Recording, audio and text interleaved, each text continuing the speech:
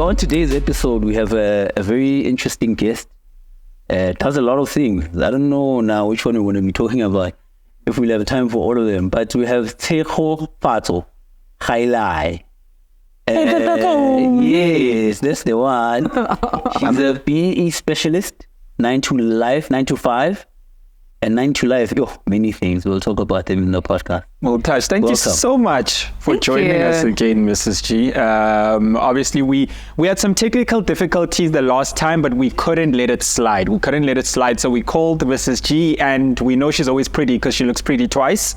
2 different conservative interviews representing. So, obviously, can you maybe take us back, young Tshego? What's our guy? Who are you? What made you you?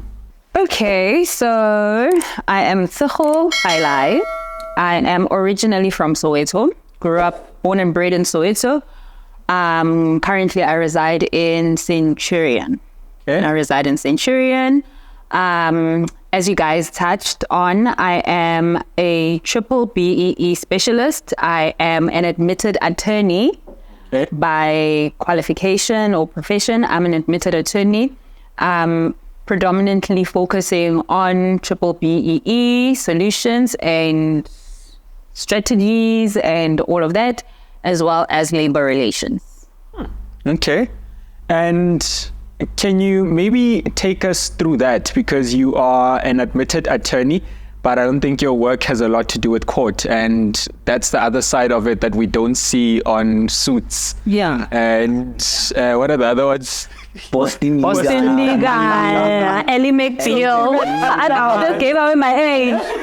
Ellie McBeal. I gave away my age there. Sorry. So so a lot of people don't see that. Can you maybe speak more of the opportunities that are there as an admitted attorney beyond just being in court?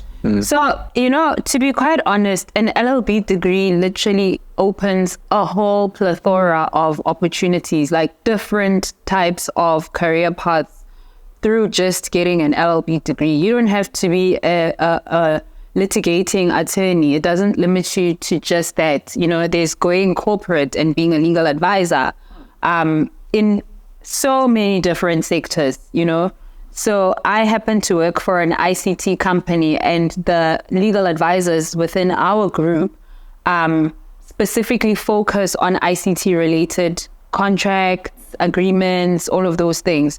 You can go into banking, you can go into construction, you can go into mining, there's so many different things that an LLB degree opens you up to. You can go into medical negligence, So it's not just limited to court litigation. It's not just limited to you appearing in court every day or doing divorces or doing criminal law for me, that was the fun part. Like, I did my articles at Legal Aid and I was doing criminal law all day, every day.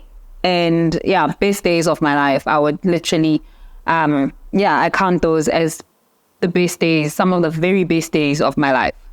Do you guys tell people to just plead guilty? Oh, we do not. Okay, let's dispel the stigma and stereotype. Very early on in the episode. On the onset. No, we don't. Do you know there's actually a requirement on legal aid attorneys to show the steps they have gone through in going through the merits of the case and ensuring that you extinguish every possible means of defense before you can plead guilty, before you can tell your client, okay, the facts speak for themselves or things are weighing up against you, you better just admit your guilt if you are guilty. There's a requirement. So you advise clients to admit guilt? No. I mean, you go through the merits of the case. You don't just... with them. You say... With them. You consult extensively. Yes, you consult extensively. And when your client admits that, yes, I did this, I want to plead guilty, you advise your client of the consequences of pleading guilty. What are the possible sentences as well? What are you facing? What's the likelihood, right?